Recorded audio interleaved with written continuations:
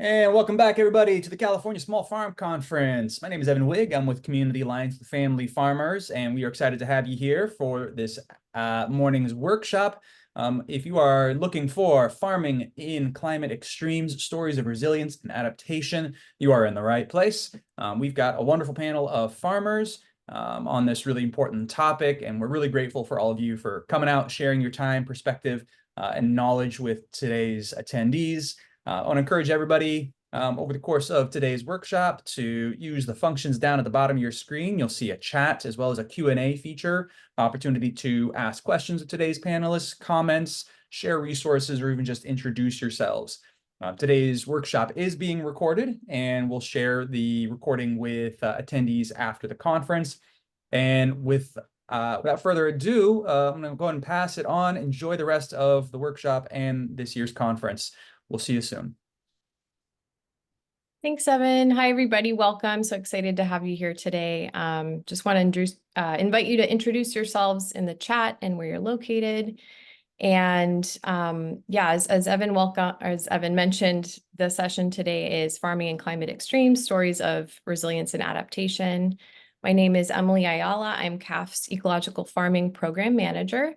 And we're so excited to have you all here today to have a discussion around some of the challenges, as well as, I think, hopes that farmers have around various things they've dealt with in terms of extreme weather events and climate events. So we do have an awesome panel lined up today who'll be sharing about their experiences. And as we know, in California, we're dealing with extreme weather patterns from climate destabilization, ranging from really intense and more sporadic rainfall and flooding and drought, wildfire, temperature extremes, even changes in pest pressure and diseases.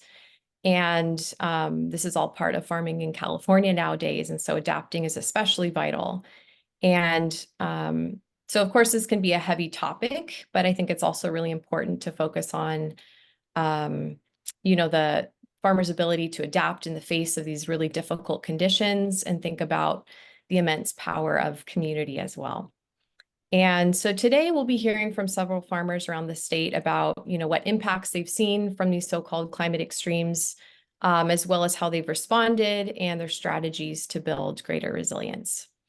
So just a bit on the structure of today's session. We'll have some time for introductions, and then facilitated discussion, and then we'll open it up for Q&A at the end. So please do share your questions using the Q&A feature, as Evan mentioned.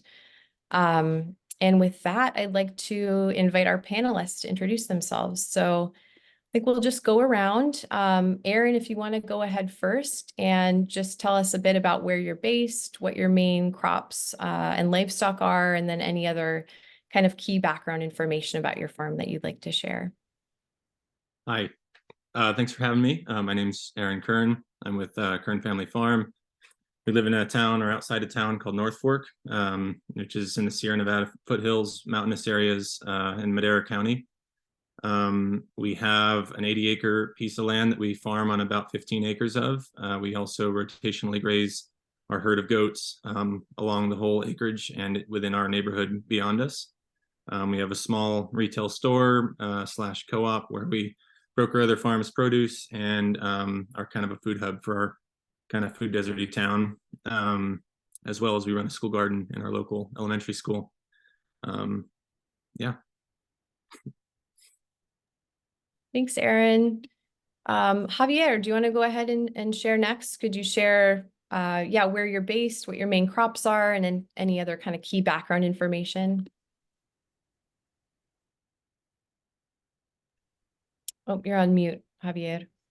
Let's see, I can unmute you maybe. How about now? Yeah, we can hear you now. Oh, good. Oh, thank you. Hey, Aaron, ¿cómo estás? Say hello to Papa. Hey, Javier Zamora from beautiful Watsonville, JSM Organics. We grow strawberries, veggies, and flowers, all certified organic. And we are in the nation's capital of strawberries, flowers. And we're happy to be part of this workshop and share some of the issues that we face and we're still facing. But definitely, I encourage you to, if you're ever in the area, just send us a text or an email and swing by the farm. You can experience it yourself, and definitely you can eat some veggies and definitely taste some delicious fruits, whether it's strawberries, raspberries, even some blueberries, depending on when you come. But yeah, I'll just keep it simple. Thanks, Javier. Yeah, next, Amy, would you like to share about, who you are, where you're located, your main crops, and then any other kind of main info about your farm you'd like to share as well? Sure, thanks. Thanks for having me. I am Amy Newcomb, and my husband Jacques Newcomb and I have Newcomb Family Farm up in northern Humboldt County, about an hour inland from the coast. We farm about 18 acres, 12 of which are perennials, mostly tree fruit, mostly stone fruit, palm fruit. And then we have 6 acres, 7 acres of row crops, which are primarily tomatoes and melons and some onions and some sweet corn. Only 2 acres of what we farm isn't dry farmed. So we're primarily a dry farm, and that's one of our adaptation skills. And we primarily sell on the coast at farmers markets. We had created an online store during COVID, and we sell to like small wholesale to some co-ops on the coast. That's it. Awesome. Thank you, Amy. Next, Kevin, would you like to introduce yourself, share where you're based, your main crops and livestock, and then, any kind of other key info? Certainly. Yeah, I'm Kevin Cunningham. I'm one of the farmers here at Shake Fork Community Farm. We are 85 acres on the Van Dusen River, also in Humboldt County, much further away from the Newcombs, but they're good friends. We predominantly have about 45 acres of open area. The rest is riparian zone on the river. And we have a vegetable garden of about 5 acres, including some under high tunnels.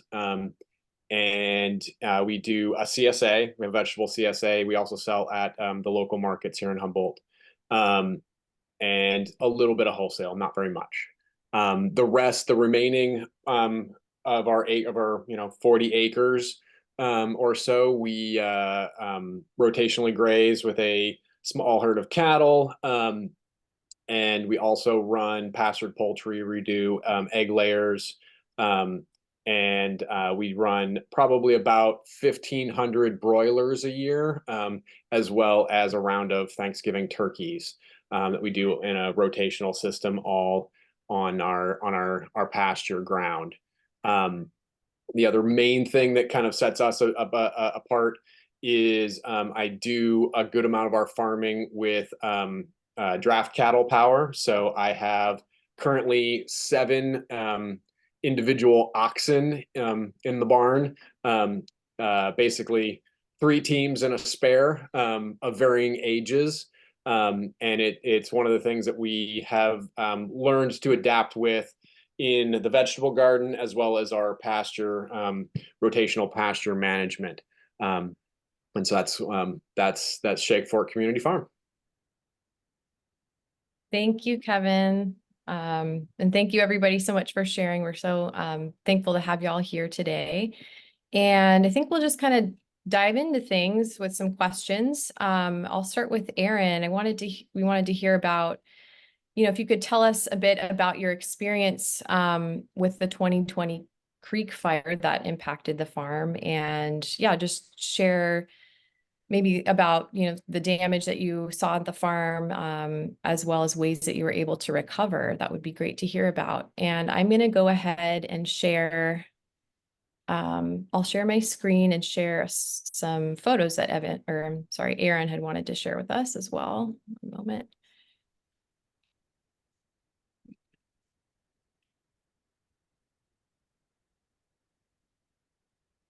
Okay, how does that look? Looks like a fire. Okay. All right, take it away, Aaron.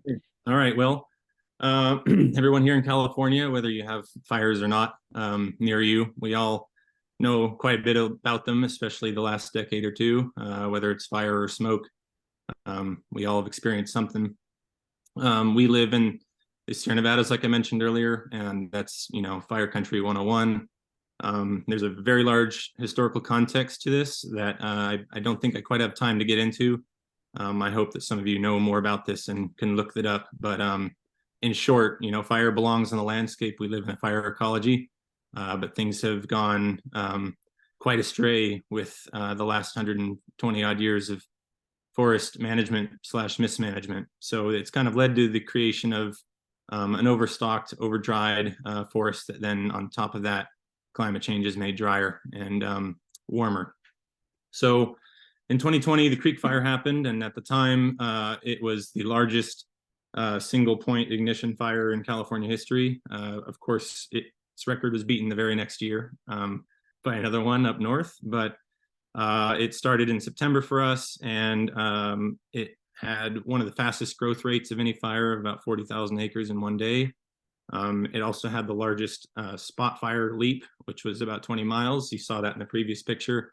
There was a small spot fire that had traveled from the ignition source. Within about 20 hours of it starting, we all heard from our friends in the Forest Service that this fire was behaving differently than most others. And we were kind of planning on staying and defending the property. We have a lot of water infrastructure and pump infrastructure in place, but between the advice of my friend and the fact that my wife at the time was 8 months pregnant, we all decided we just needed to go and go to my sister's house that lived about an hour away. So in a flurry of a few hours, we evacuated and packed up pretty much all of our most important things. But how do you pack up a farm? And we opened the barn doors to all of our barnyards and let our animals run loose because we couldn't trailer them out in that kind of a hurry. So we basically left, and 3 different times in the following week, we were able to escape back up there to sneak past the fire line and check in on the farm. That previous photo was us driving back through the fire line to get to our property. The picture right there is our interns and our farm crew the day we evacuated. As you could tell, it was quite smoky and quite ominous out there. So they all had to go to different places and traveled around while we were gone. We went to my sister's house, like I mentioned, and we just kind of kept watching the fire reports and how things had changed. Within about a day and a half, we knew that it had come through our property, and we didn't really know what kind of damage we'd see when we came back. Luckily, on that first time we escaped through, the fire line had made it past our area, and basically our neighbors that were closest to the ignition source did a lot of forest brushing and management, kind of like we do, and that had a major impact on slowing the front of the fire down. We also luckily are in the oak zone, so the fire was already less intense than the pine zone. That picture you see right there happened to be where spot fires, because in these kind of fires as they rage, you think that there's just a front perhaps, but there's actually thousands of burning embers kind of falling from the sky. In this picture, it's a very peculiar scene where we learned a lesson about cardboard and dry wood chip mulch. Because embers just landed on the cardboard and it caught a pile, and ironically the water drip line with no water in it acted as a fuse, and it connected every tree along the line, and so each mulch pile at each tree caught. And in that picture the leaves still look green, but every tree in that orchard got its trunk scalded from the wood chip combustion. So our biggest loss, well, clearly is the forest around us and the watershed that we lived in. Basically, our entire watershed got burned. That picture is of our neighborhood where someone else had not done as much brushing. That's oaks and manzanitas kind of scalded out. But on the property itself, we lost the trees, many trees, a lot of roses, a little bit of infrastructure, water lines, things like that. But our animals did okay. They stayed within our property, and at the end of these pictures, there's some mapping I did. Something like this one, the road acted as a fire break. The grass burned up to the edge and it couldn't pass over. So that's a lucky attribute of our roads and paths. Another picture shows just a footpath that was able to do the same thing. And yeah, those are the roses there.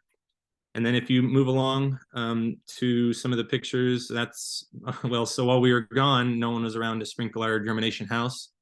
So that shows all our seedlings as we came back a week later, dried out and lost. And, you know, of course, that is one of the benefits of being an annual farmer, is that you can always sow again and get the next wave. So we, of course, came home after evacuation was over and re-sowed everything and watered what we could and recovered what we could. But there was a pretty good hit on the annuals as well, just from lack of water. But there is one of the more intense scenes of the watershed, where there's a ditch, a flume that comes from our creek that our neighbor has ditch rights to, and that was us inspecting the damage. A very interesting story with that is that year it was a drought year on top of many other drought years, and one of the lowest record years that I've ever recorded. And the creek was dry completely the day before the fire. The fire burned through the watershed, and when I came back 3 days later, I heard water running, and I went to the creek and it all started flowing again. And that was just basically the consumption of the trees in the watershed, no longer being drank by the trees, flowed back down the soil and into the river again. So that was kind of a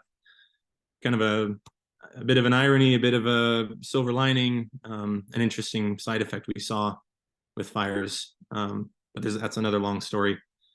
So with the last little bit there of my time, I think grazing might be one of the next questions, but that's one of the things that really protected our farm, is that we do forest management, which is a lot of manual fire application, chainsaw use to kind of rebring the forest to the stock density that can handle fires frequently or not. Grazing, which really helps with the main tinder, which is the dried annual grasses all around the property, and then the trails and road systems. So with those three things, that really saved the farm a lot, and was able to keep the whole land from burning down. I think later we'll show a picture. I guess you can go ahead and go to the next one. So that line shows the fire line. Everything outside of the white line burned, whether it was moderate to heavy, it burned outside of that line, and everything inside of that line, with very few exceptions, had almost no fire touch the land. And if you go to the next slide, those are areas that we've brushed in the last 15 years manually with fire and chainsaws. The next slide is everywhere where we've grazed, and each color represents a different month, and each little shape is a different paddock over the last 5 years.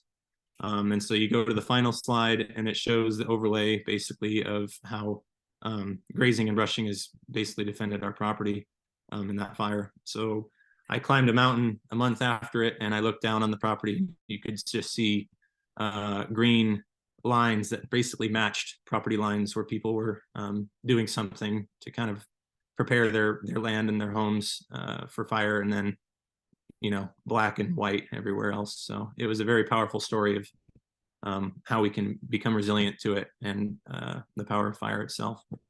So anyway, probably went a little long, but that's my creek fire experience in short. Thank you, Aaron, for sharing. Wow, that's incredible to hear and visually see that map there, and to hear that you could walk along the property line where you had actually grazed and saw the difference. That's really striking. Thank you for sharing. Yeah, we'll dig more into the grazing piece as well. Excited to hear more about that. Yeah, let's see here. The next question I had was for Javier. Let's see here. Javier, I wanted to ask you, or I guess just to give a little context, as many folks are probably aware, last year, the central coast of California was hit really hard by historic storms. And so Javier, I wanted to see if you could tell us a bit about your experience with the winter storms last year and the flooding that impacted the farm, as well as, share about some of the impacts that you saw and also how you're recovering. Well, definitely. So I don't have all those visuals that Aaron has, but I'm at the farm, so I can pinpoint what happened. And so at the end of 2022, New Year's Eve, we had this huge rain that flooded our farm, the lower part of the farm, which is about 32 acres. I had just planted in November 8 acres of strawberries and 10 acres of raspberries. So those were all underwater. I am right next to Carneros Creek. Carneros Creek actually feeds into or comes out of the Pajaro River and then goes into the Elkhorn Slough Foundation or the slough towards Moss Landing. So anything that we do has an impact on the watershed. So because the creek is right there next to us. So I almost, New Year's Day, I came down the hill and I saw the lower part of the farm completely flooded. So I almost, pooping my pants when I saw that because it's a huge investment. I mean, the ones people, if you don't know, just to put an acre of strawberries in the ground, the way we do it commercially, it's about $18,000. So all the huge loan, all the money that I had borrowed was there. And so that it was underwater for about a month. I'm just coming out of the hoops and I'm just going to turn around and you can see where that is. The lower part. To my right is the Carneros Creek. And the lower part was all flooded. The part right there where you see those tunnels was also flooded. That's my crew working over there. We have blackberries now, but that we replanted. So everything was underwater. And obviously, some of you know that, in late February, we had the huge storm again that flooded the little town of Pajaro, which it's about 3.5 miles away. So the bottom line is that the entire year, I couldn't do anything on those 12 acres and 10 acres of land. So I didn't have any, I was not able to plant anything for springtime. And then it remained wet all the way until May. So I was not able to do much with the land that I rely on a yearly basis. To make a long story short, our revenue for last year dropped 60%. And we do around a couple of million. So we were just going through our books and doing our income tax returns, and the revenue we had 1.2, that's 1,200,000 less than 2022 and 2021. And I still have the big bill from the bank. How can you recover from that? Well, we're farmers. And this year I planted all my strawberries on the upper part of the land, of the fields. So they're looking beautiful. And things are gonna be going really, really well this year. But it's gonna take, 2-3 years before we can come back from such a horrible storm that we experienced. We had lots of water, but unfortunately it came in 2-3 different times. Not what's normal. Like this year has been pretty normal. We have had about the same rain, but in 20-30 different storms or rainy days versus 2 big, huge storms that we had last year. And so that's where we are. what we did is obviously we financially suffer a lot because we weren't able to have our crew come in and work and do the normal stuff, weeding the strawberries and fertilizing and all those things. And it was just too wet. There was not much that we could do. So what I did do is ask my customers for help. So I didn't touch these during my introduction, but we mostly sell to grocery stores directly and some school districts and a little bit of farmers market, not much. But then we have a really good, solid portfolio of customers. And when they saw what had happened, they just wanted to support us.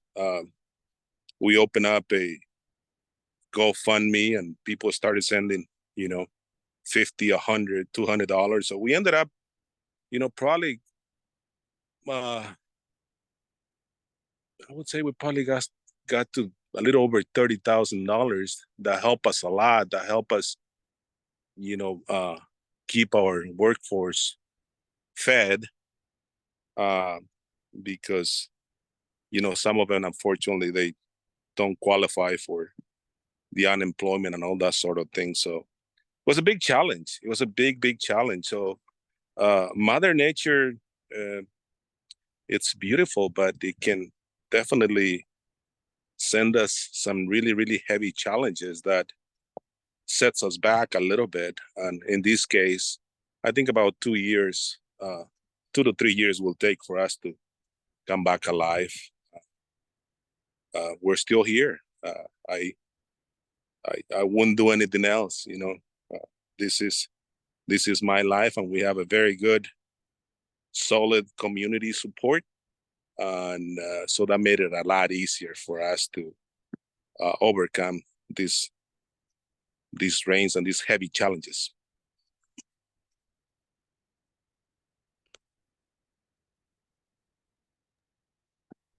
Thank you, Javier. Thank you for sharing, and also for, being out on the farm and visually showing us some of the areas that were heavily flooded. And I think it's, pretty incredible to hear how the community was able to support the farm, and also think about, it's not only the crop losses that impact a lot of folks that go through things like this, but it's also the workforce that's on the farm. And so that's a huge part of trying to keep things going, is just supporting the workers as well. So we'll hear more on kind of how you've been able to come back from that as much as possible. And I think next I had a question for Amy. Amy, I wanted to, wondering if you could talk a bit more about how diversification has been a helpful strategy, particularly in adapting to wildfire and drought. I know those are two things you'd shared that the farm has dealt with, as well as other kind of climate extremes. Sure. Well, first of all, we farm alongside the Trinity River. We're not really quite in floodplain. We're a little bit higher than that. Where we farm is basically canyons. And so our, just by design, our farm is basically on 5 different parcels, kind of within a mile of each other. And each of those has a different kind of microclimate, basically. And through 30 years, we've been kind of discovering what's most adaptable to each place. And so we have chosen a lot of different perennials because we can grow some of those fruits that can't be grown on the coast. And so it's easier to sell them there. And we also have row crops that supplement. So basically, and then the latest edition, when it became legal, we have a 5,000 square foot cannabis crop. So amongst all those different crops, we have been able to weather. We didn't quite have as intense situations as Aaron and Javier, but we have had some flooding. We have had wildfire definitely licking at our farm, or we've had to evacuate. mandatorily for 2 weeks 2 years ago. And so it helped because in that time period when we had to be evacuated, yes, we lost our entire Asian pear crop, but it wasn't a huge, it was just part of our diversification. So we could just keep marching on to the next crop that was going to ripen, and so on and so forth. So I think that those are just some of the strategies that we've chosen, is to kind of like really have a small family farm that has many different crops and also different landscapes. So sometimes we're susceptible to frost after the bloom. Like right now, we're a little on edge because we just had 70-degree days. The pluots are all fully out blooming. It was awesome. And then we're looking at 30s as the lows and snow next week. So kind of, it's farming.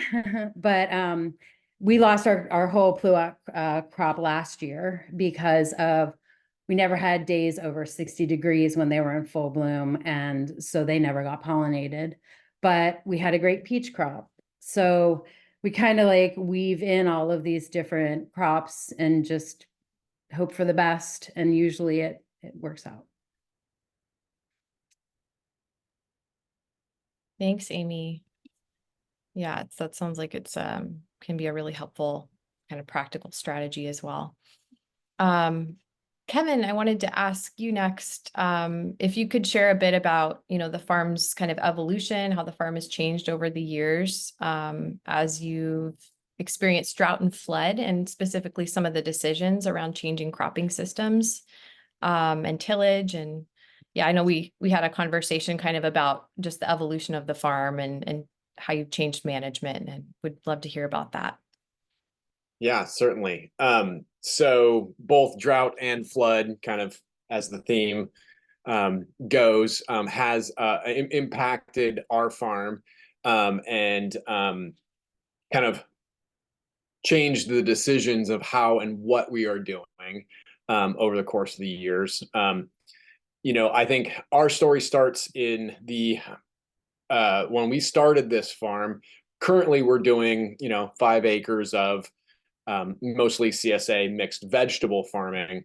But I actually started our farm originally doing about 15 acres of small grains. And we actually ran a grain CSA for about 5 years, where I was growing crops, wheat, rye, barley, buckwheat, oats, and a few other smaller ones, kind of on a small scale, and harvesting whole grains, processing flours, and distributing those in our local community through a grain CSA.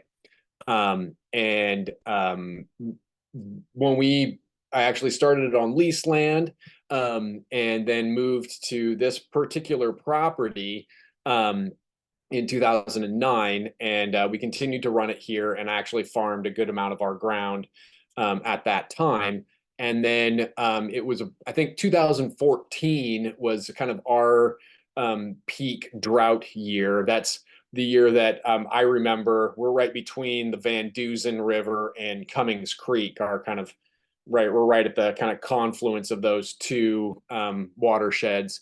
And that winter, there was never any water in our creek. It dries up seasonally, Cummings Creek does. But there was no water in that particular one. And I was also, I know Amy is going to speak to dry farming techniques. I was trained as a dry farmer here in Humboldt County. I worked for Paul Gentoli of Warren Creek Farms, well-known, well-respected farmer who practices dry farming. And so all of our grains were done unirrigated, dry farmed.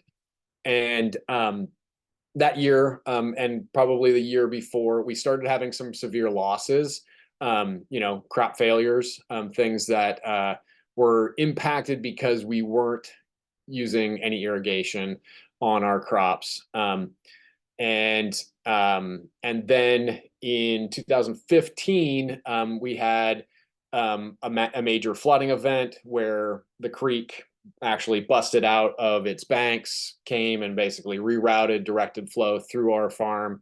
it took, once again, the flooding took out some of our grain fields and stuff that I had overwintered rye and whatnot.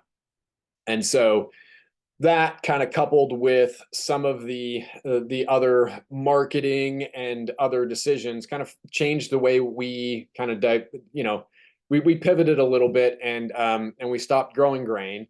And that is kind of when I transitioned into putting a lot of our tilled ground back into permanent pasture. I had farmed it out of pasture when we originally got here, and we put a good amount of our ground back into pasture, and we started doing more rotational management with the cattle on ground that was honestly technically kind of marginal farm ground. We have some good soil, some rocky soil, and we're alluvial mix in here on the river bottom. And so those two kind of pivotal years kind of changed the way that we did our farm. And then that's when we isolated, the 5 acres or so of our good, soil. And then everything else went into kind of our perennial pasture animal management. And so those kind of working with what the farm was telling us what we should be doing, basically, I could have just kept literally hammering on these rocks and trying to beat crops out of them, but it wasn't going to happen. And so changing the way that we did it, we had to basically give up that portion of the farm. I sold off my combine. We changed everything. And then we continue to also have flooding, and just realizing that flooding is a part of where we are in our floodplain. So, we have basically put in some physical remediation, some swales and whatnot, as well as we have noticed with our pasture management, because of an increase in our soil matter, organic matter through the rotational grazing, we're actually seeing standing water far less over the winter than we had in previous years. So even though these last couple years we've had pretty significant rainfall years, and I'd say we're up to, I think, 3 or 4 flooding events on our farm currently this winter. We've had it mitigated to a point where, we've had standing water in a field, and I'm panicking, because I always do. And, I've got on my grazing plan, I'm supposed to be in there with cattle, in the next few days.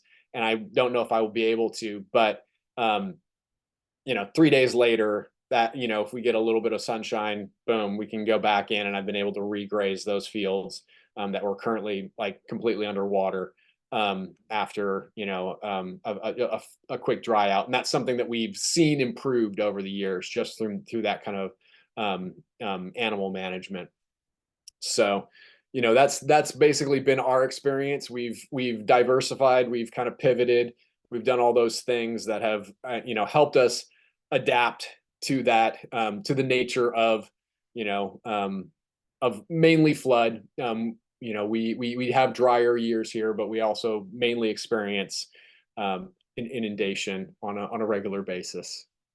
We learn to live with it. Thanks, Kevin. Thanks for sharing. Yeah, I think that piece about just, really observing the land and what that particular piece of land you're working needs is really vital, and comes through in the ways that you guys have been able to kind of transition from one cropping system to pasture, for example. So it's really cool to hear. Yeah, I think we'll just continue. And I had a question for Aaron. Aaron, I know you talked a bit about prescriptive grazing, and wanted to know if you could just expand a bit more on that, about how, kind of the ins and outs of that, and how useful that's been as a wildfire mitigation strategy.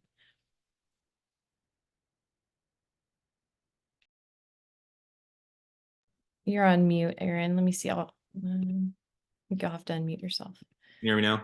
Yeah, you're good. All right, sorry. If you could put the pictures up for that again, that might be a helpful visual aid too. So I got into rotational grazing in about 2014. I went to a conference called the Multi-Species Grazing Academy. I learned about that at EcoFarm. And then from there, I heard about holistic management grazing, and I took a couple of years of those courses, and that pretty quickly revolutionized our grazing situation.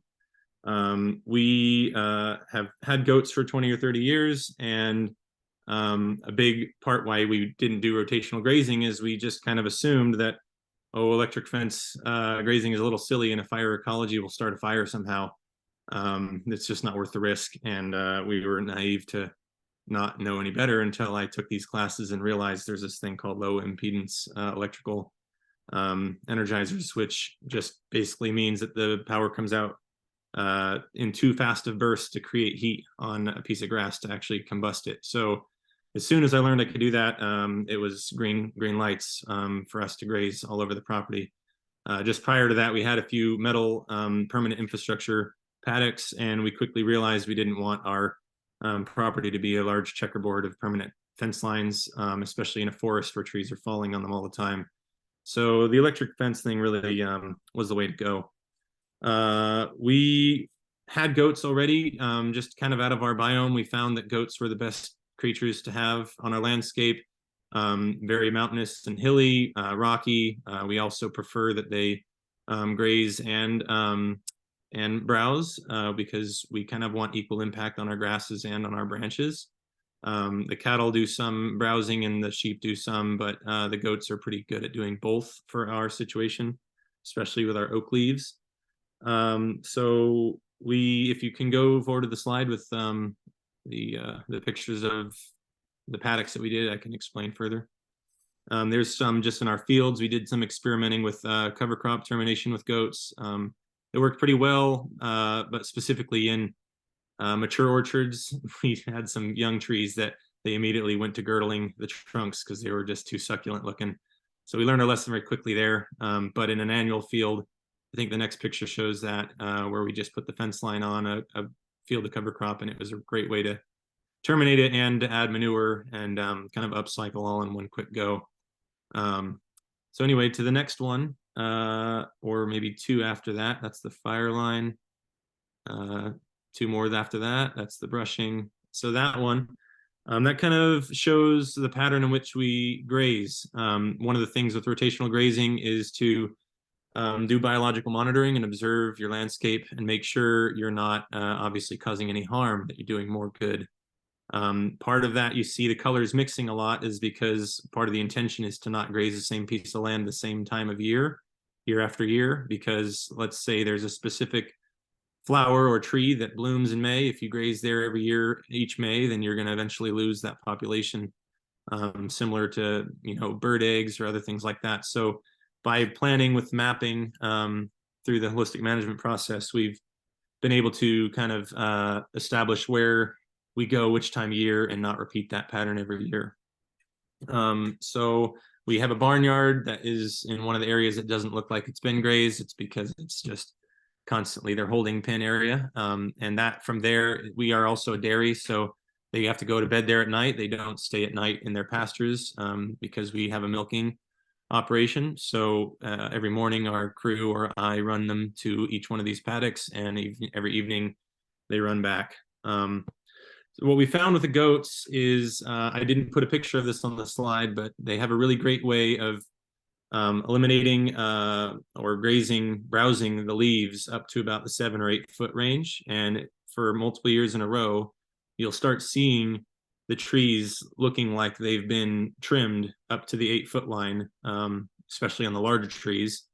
And that's just because that's where their necks can reach. And that 8 foot line is a pretty critical line for us, because that's about a little bit above the height of flame on a tall stand of grass. So for us, it works out really well that my reach and their reach is about the same, and that's about what we need to keep the grass fires away from the lower branches of our oak woodlands. So I mentioned earlier in the first introduction that we accredit our grazing operation to be one of the main reasons why our property not only didn't burn down, but why even grass fire didn't quite take hold, because By the time real fire season starts, much of our highly flammable grass areas have been grazed to a lower height or even to a more sparse rate. So if an ember lands on it, there's just not enough fuel for it to spread the way that it used to, or to leap higher into the air, into the trees.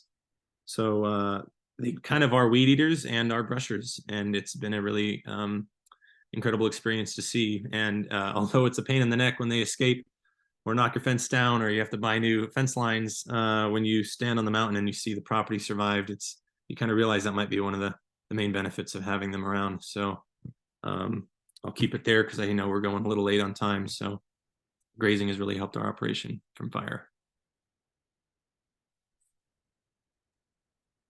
Awesome. Thank you, Aaron. That's really cool to hear. And yeah, just to see that map is really incredible as well. And sounds like such a like an intentional, strategic kind of approach that is really really interesting to hear more about. So thank you for sharing.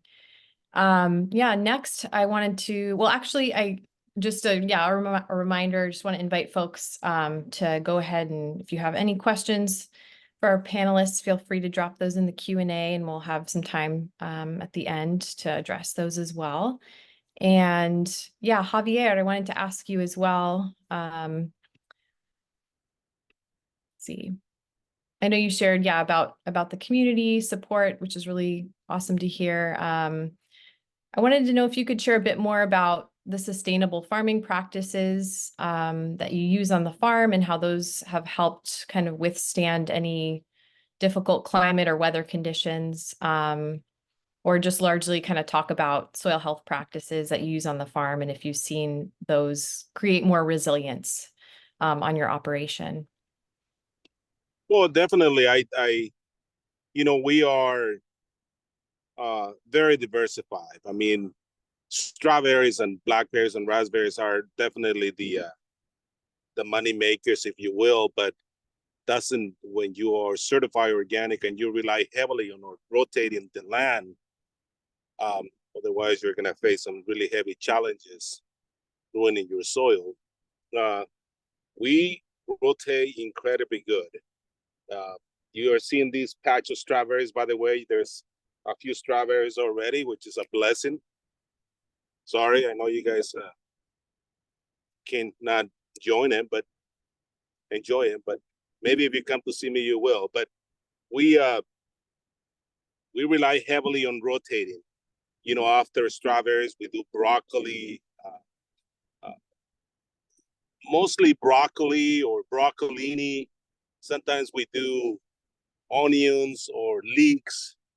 And we've done also some sugar snaps and, those sort of things that do really well during the winter time. And it also provides or cuts off the buildup of verticillium in the soil for strawberries. And after that, we normally do some other veggies or flowers. So I grow probably between 75 to 100 different varieties of flowers. And vegetables, I mean, we're really big, and when it comes to summer squash, winter squash, we do a lots of cherry tomatoes and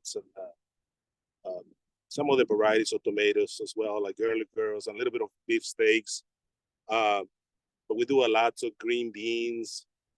I think in my case, rotating is primarily my best defense to avoid any soil-borne diseases, and controlling some of the pests as well. Because you see a patch of strawberries here, and then you see cover crop over there, and on the next block you have some Brussels sprouts.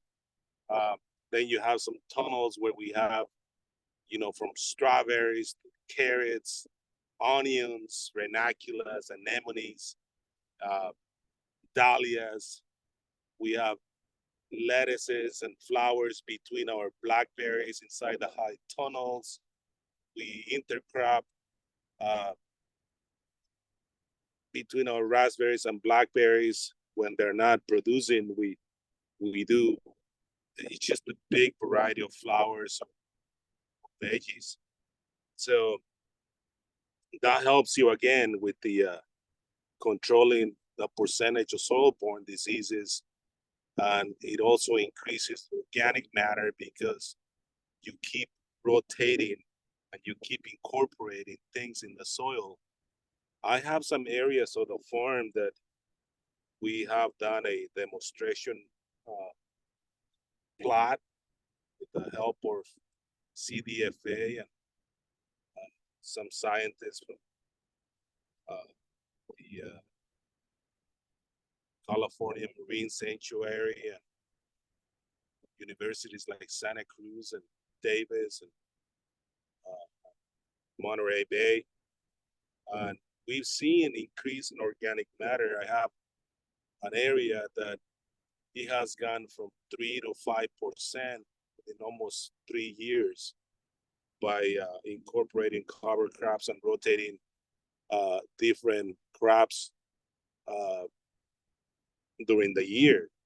So rotating and planting different families not only helps the soil, but it financially helps you a lot because you have a cash flow that helps you, pay the bills and pay the workforce while the strawberries are developing and they're not producing.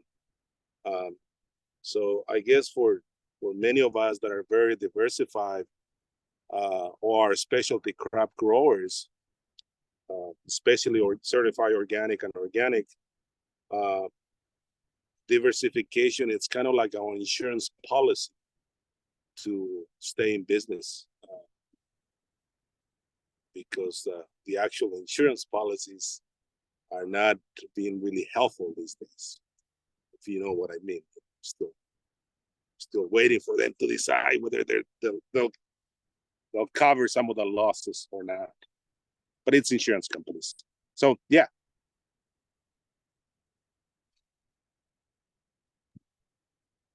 Thanks, Javier. Thanks for sharing more. Yeah, that's really cool to hear about, especially the crop rotation and different kind of strategies you've used for your soil health and for pest and disease resistance as well. Yeah, I think we have a few more minutes to ask a couple more questions, and then we can dive into our Q&A, audience Q&A as well. And I wanted to ask Amy if you could share a bit more or share about, seed saving as a strategy in building greater resilience and how it's benefited your farm.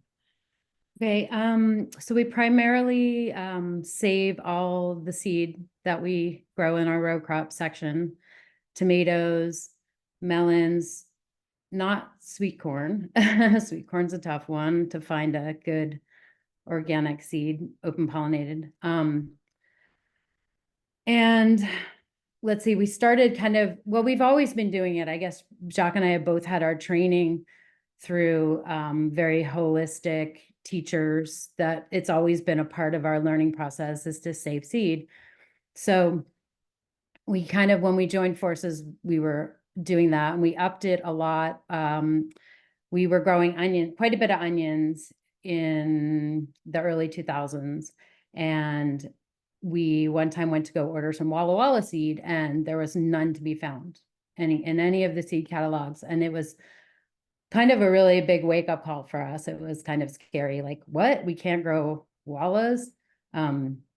So we started saving, and we knew that all of the onions that we do grow are all open pollinated. So we knew that we could save them. So we embarked on that part of the onions, and we've always been saving our tomato seeds. And part of, I have some comparison when I'm looking in the greenhouse seed that I've bought. If I try to introduce something new, I look and see how it does against our seeds that we save. And our seeds that we save are very, they spring up really quick, the big cotyledons, good germination.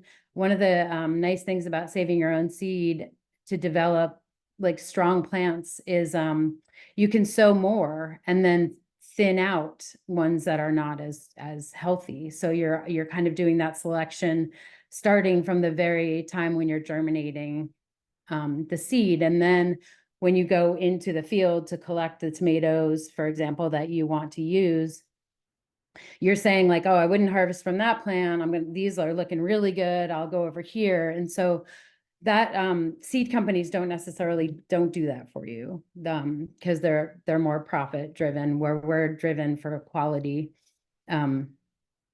So we do a lot of that. And then the same with melons, we rotate, because they have to kind of be isolated. We do have a section at our house, since we farm on 5 different properties that are kind of scattered. We can do some seed saving in different places. And so we save a different melon every year at our house property. And then we strategically grow 3 different kinds of winter squash that do not cross. And we save those seeds out of the crops that we're going to be selling. So. Thanks, Amy. Thanks for sharing more. Yeah, that's really awesome to hear. And I think just the aspect of seed saving along the lines of, you're saving seed for your particular climate and microclimate over the generations can really create more resilience and genetic diversity as well. Kevin, I had another question for you. I know you shared a bit about integration with livestock, and wanted to see if you could share some more about kind of the practical aspects of how animal-powered agriculture fits into managing your farm, and if there's any other benefits or anything else you'd want to share there, that would be awesome to hear as well. Yeah, certainly. So I talked mostly last time about the kind of the larger pasture management side of our animal operation. I'd say we're kind of basically have a 3-pronged animal component to our farm. We have the general pasture, kind of the extensive, but yet extensive but intensively managed, perennial system. And then, like I had mentioned earlier, we do raise the oxen for draft power. And one of the components that we do with that is I do bring them into the barn during the winter time. And so I have them in the barn, and then in stalls, and then we muck and compost the manures from our oxen in order to then use in our vegetable garden during the spring and summer. And so that's the kind of the third component is, we're using the oxen in the garden. And so we actually have adapted to more of a, I was trained as a, kind of straight ahead tractor based vegetable farmer. When we decided to transition into vegetable cropping, we've gone more of in a permanent raised bed system. And so I've adapted the oxen and a lot of our implements to work within kind of a permanent raised bed system that is more akin to like a no-till or a low-till type of system. What it's allowed us to do is kind of scale the components of that. Most of the no-till farms are very small, highly productive, but small farms. And we're taking those kind of techniques and, making them kind of, a little bit larger at 5 acres. Most of the no-till farms are, 1/4 to 1.5 acres, a lot of hand tools, and we're kind of scaling that up with the assistance of the animal power. And then the fertility component is a big part of that. So, by becoming kind of more vertically integrated, where we're producing fertility on farm, as well as our own traction, is kind of the other 2 components of our animal system. And it's been a learning curve. It hasn't happened overnight. I'm a self-taught oxen farmer, but I've also been doing it for about 15 years now. So I've learned a lot over the years, and we've kind of adapted our systems as I kind of transitioned out of using a tractor in the field, and knowing that I only had I only had a certain limited amount of power. I couldn't just add more horsepower to the farming practices that I was doing. I had to be really precise with the way I use our traction, and so that's where we kind of came up with the systems, and I've developed the tools to do that. Yeah, it's been a big, huge part. I wish I had gotten some slides, because I actually am putting together a presentation right now. I'm going to be speaking in Germany at the World Draft Cattle Symposium on this topic next week. So, but it's a big part of what we're doing, and it's probably one of the cooler things. And a lot of it was adapting to the fact that we have kind of a rocky, sandier soil here, and a lot of heavy tillage wasn't really appropriate for our area. There were certain areas where I used to farm where, doing a more standard disc plow system with heavy big cover crops really worked in that soil region, but it really didn't work here. And we ended up having a lot of issues, particularly with noxious perennial weeds like bindweed, morning glory. Through constant machine tillage, we kept getting more and more bindweed through the systems that we've developed with the low till oxen power, long-term occultation with landscape fabric, starting to incorporate more cover cropping into the mix. But those have helped not eliminate, but definitely mitigate some of our perennial weed issues as well. So, yeah. Awesome. Thanks, Kevin. Yeah, that's really cool to hear. It sounds like you're able to stack a lot of different things and like fine tune over the years. It's really awesome. Yeah, I think with that, we have some time for Q&A from the audience, and just encouraging folks to continue to drop in any questions you have. I think, yeah, one question for Aaron is, do you know what kind of oaks you have in your woodlands? And have you considered acorn as a naturally fire-resistant crop? I don't know if you harvest acorns or not, but yeah, generally, if you consider that fire-resistant. Yeah, you can hear me now, right? Okay. Yes. You're good. So we have live oak, white oak, Spanish oak, oracle oak, and a blue oak variety. The black oak is kind of the best acorn producing tree around here. I would definitely call them fire resistant if the forest is in a state of health and sparsity that a fire can come through. It really just depends on everywhere around you, because I think it alluded to that in the picture, but we're in the middle of the national forest and surrounded by kind of forest on all sides, and we're not in a rolling plains like your background, Emily. So it makes a difference on all sides. But yeah, those are our oak varieties, and we don't necessarily farm acorn, but we respect it, and the tribes around us still harvest it regularly. So. All right, thanks, Aaron. Here's a question that I think could be posed to anybody, so feel free to chime in from the panel if you have anything to share here. I think this is an interesting question, maybe kind of a juicy question. How have government programs worked or not worked in helping you advance practices that make you or provide more resilience in the face of flood, drought, fire, and other disasters? I'll go for it if you want, since I'm the one, kind of talking about it and complaining about it. The government programs do work. However, they come at the wrong time. They don't come when you really need them.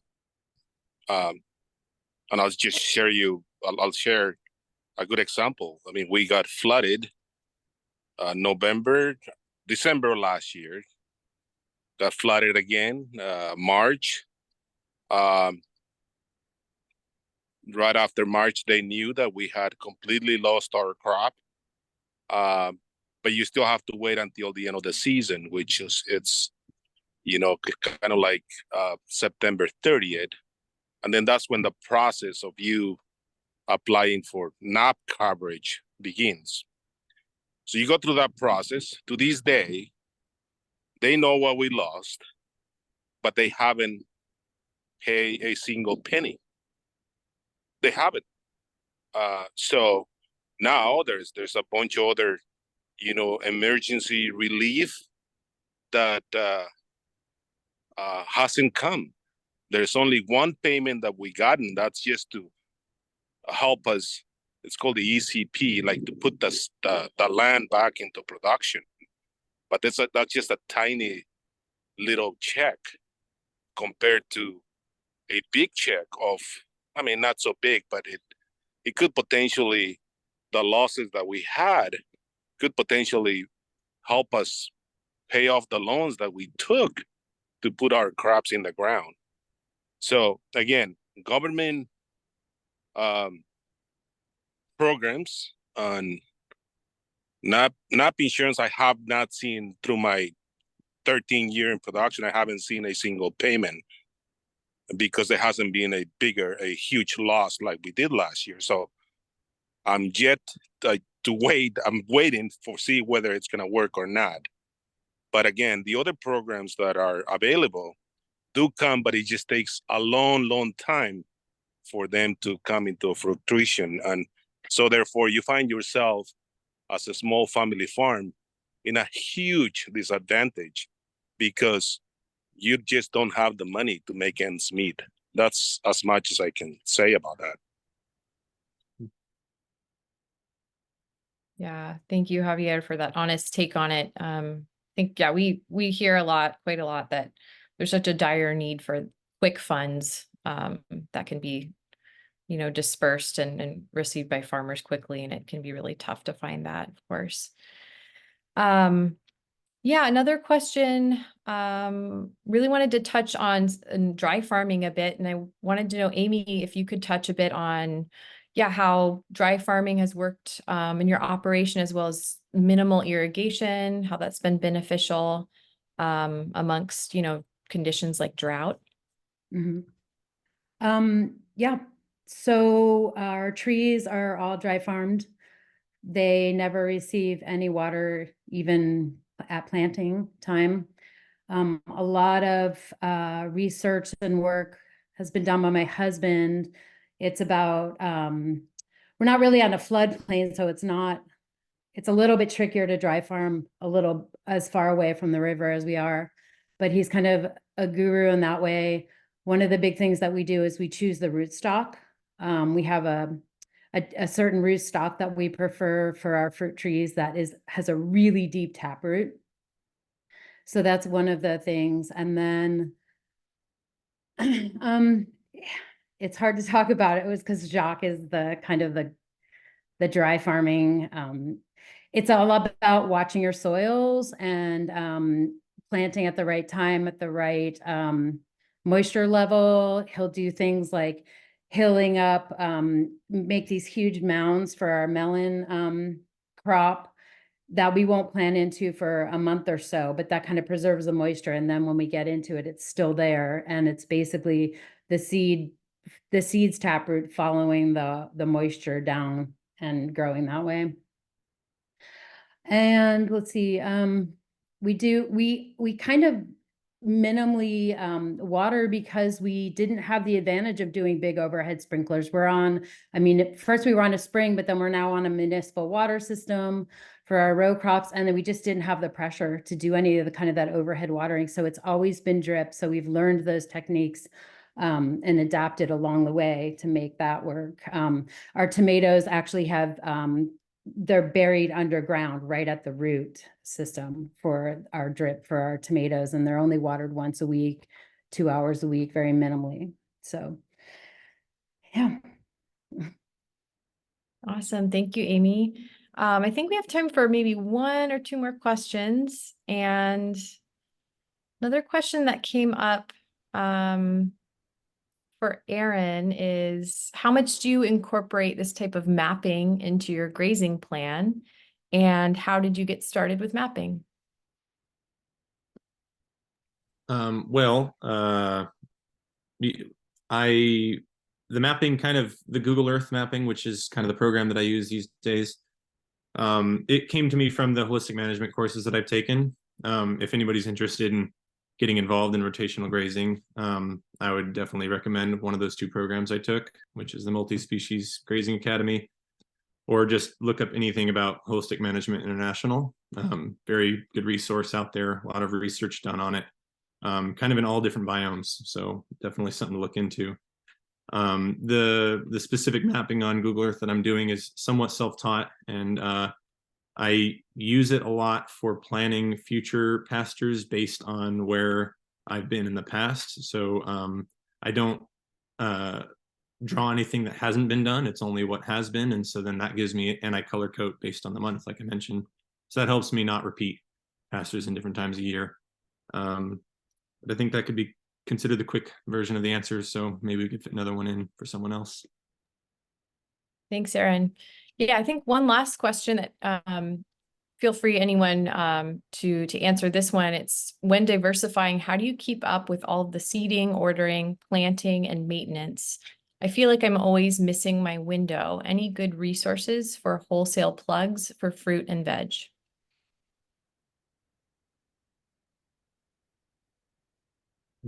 That's probably for me. Well, it always helps to work with some really smart people that have been in the industry for a while. Like in my case, I have John Bauer that he's worked for Johnny Seeds for a long, long time. But he also has his company that it's Santa Cruz Seed Company. He's not in Santa Cruz anymore. He's in Grass Valley, but he's someone that is an excellent resource for someone like me that is very diversified, because he's always kind of like on top of things and say, hey, when are you going to order your squash seeds or your tomato, your peppers, really early during the year. And it just keeps you going on your scheduling. I think in my case, I mean, just doing it every year. And when you started from scratch, you kind of build on times and on how to. Most of my seeds do come from Johnny's or any other sources that are untreated or organic, and they get sent out to, depending on what it is, if it's less than 5,000 seeds for the flower or a veggie, they go to a nursery that makes them for me.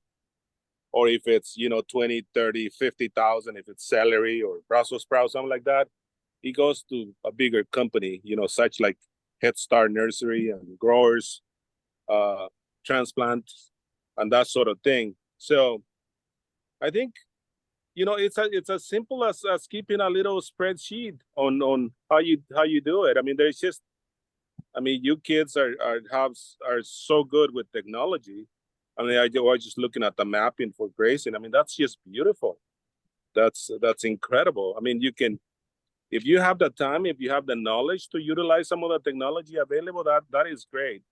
For me, I'm an old timer. I mean, I can tell you exactly when things need to be planted, what's the latest, and what's pretty much what you expect, and you're almost right on. So it comes by figuring out the tools that you can work with, and it just comes with experience, and always connect with somebody that has been around. I have a really good a bunch of different farmers in the community that I talk to, and they talk to me, and we share information, and that's how you can stay in business and being part of a farming community. Thanks, Javier, for that. Yeah, I think with that, we're already at time. It feels like it went by so fast, and so much ground to cover. But yeah, thank you so much to our panelists for sharing your knowledge and your experience, and for taking the time to be here today. We really appreciate you being here and sharing your wisdom. And for everybody who was able to join, thank you as well. And just a note that our team with ecological farming is looking to connect with other farmers who are also finding ways to adapt or kind of found ways to build greater resilience. As part of this work, we just want to continue to talk with growers and ranchers about how they've been impacted by climate-related events and how they've responded, so that we can share that out with other farmers as well. So if you have a story to share, please feel free to reach out, and you can get in touch with us at ecologicalfarming@caf.org. We'll drop that in the chat. And yeah, we'll be following up with some other resources, including our very recent literature review on understanding the science behind climate smart ag in California that CAF collaborated on, and excited to be sharing that out with more information. And otherwise, yeah, thank you so much, everybody, for being here today, and hope that you enjoy the rest of your day and the rest of the conference.